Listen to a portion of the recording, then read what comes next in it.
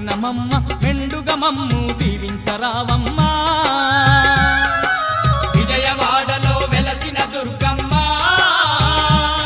నీ పూజకు పువ్వులు తెచ్చినమమ్మ మెడలో దండలు వేసినమమ్మ మెండుగా మమ్ము దీవించరావమ్మా